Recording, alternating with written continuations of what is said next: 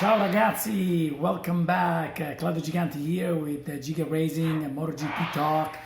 We're going to talk about qualifying Portimao. What a track, guys. Unbelievable. So nice.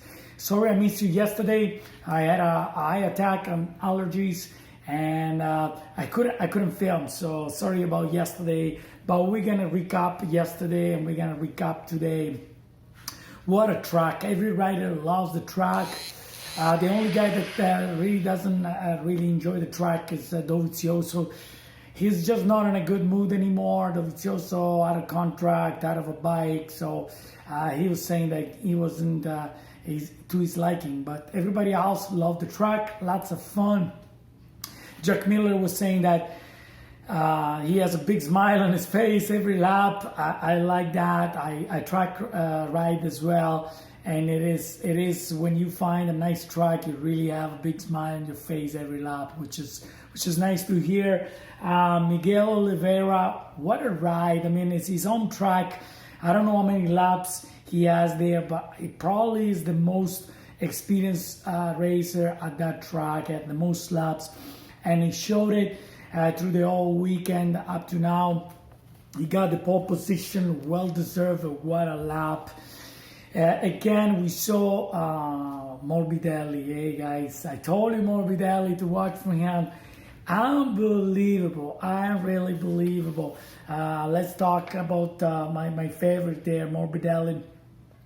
We saw it on free practice 4, last free practice, 140.565. And then all of a sudden on qualifying condition and setup, he had a 138.936, so close to pole, like 50 tenths of a second. Like, it's unbelievable.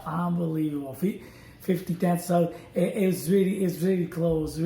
But Miguel Oliveira had the edge. I saw Jack Miller. He was really trying to be up front as well. Really close as well, only 146 of a second behind. Very close. Fantastic. Quartararo came back through the weekend. He had a lot of trouble. It was only in qualifying, it was only 3 tenths of a second behind, so very close. I just wanted to point out that in Q2, Dovizioso was closing on 12th. And it was only 6.95, so 7 tenths of a second behind the pole position. So laps are really close. Everybody was there. Carl Crutchlow and Morbidelli. All I gotta say, in Q1 and the first qualifying, unbelievable. They really put it out there. They put a really good lap in. You know they were going through. They went through really strong. I'm going to talk a little bit about Valentino Rossi, also one of my favorite. I don't know what happened. I think it kind of gave up when that engine problem came to him, when he came back after the COVID. I think that's when really hit it to him, and he said, you know what, season is over. He just lost the interest on the whole thing. Too many things are going wrong. Obviously, Yamaha is not following Valentino directions. Remember at the beginning of the season, like, he had to fight to ask for a special setup on the bike. He's not even almost allowed to set up the bike the way he wants. So I think season is over for him.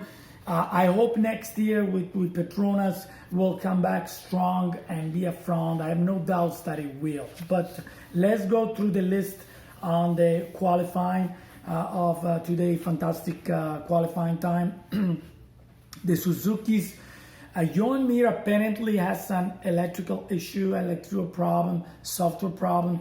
So they couldn't get the bike set up right. And I saw a little bit of frustration on him actually at the end of the free practice, of the Q1. And I noticed that he was a little bit frustrated. World champion, starting way at the back of the pack as well. Johan Mir, I mean, we're talking that he's going to start tomorrow in 27th position. I mean, it's 12, 12 and 10, 20th spot. That's pretty far back. I mean, as much that, he can come back strong with the bike because the Suzuki's really good. I don't know. Tomorrow is going to be interesting, the tire choice, guys, because, this track apparently it's wearing tires a lot because there is long on power corners, sweeping corners. I think the tire choice is going to be really tricky. So it's going to be hard to get the right tire choice. Tomorrow in warm-up, I think they're going to try to figure it out, but temperature is going to change a little bit. It's being quite warm. So we'll see how the tires are going. I know I mentioned it yesterday about the 4 different type of tires. Basically, only hard and medium, to my opinion, should be the choice. Hard or medium tire. I don't think anybody is going to go for the soft. I don't think the soft can make it through the whole race safely and keep the performance. So anyway, the Hondas, I gotta say, I saw Stefan Bradl that came back a little bit up front. Really happy to see him as well. He haven't done much with the Repsol, but I see him up front. Nakagami, down again. He failed again. I think his hand was swollen, and he was, it was probably discomfort. I don't know. He keeps on crashing a lot. I was telling to a friend of mine that he's replacing markets for the crashes there at the end of the season here, and keeping the mechanics busy to fix the bike. I'm pretty sure. Look at Cicchinello. He wasn't really happy, but I noticed that Cicchinello had a special board after Q1 for a car crutchlow that he passed through Q2. It was really sweet. It was really nice to see him. I think they have a really nice relationship, the two of them.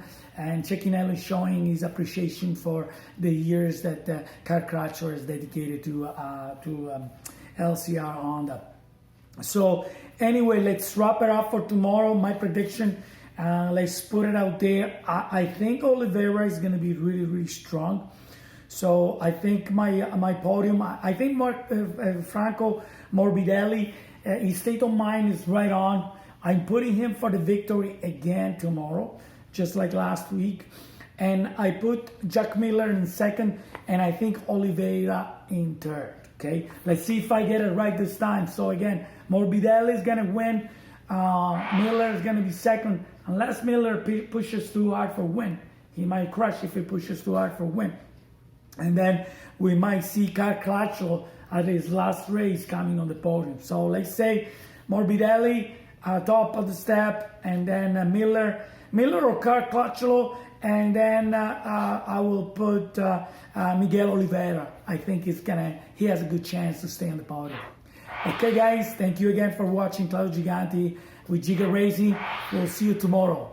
Ciao.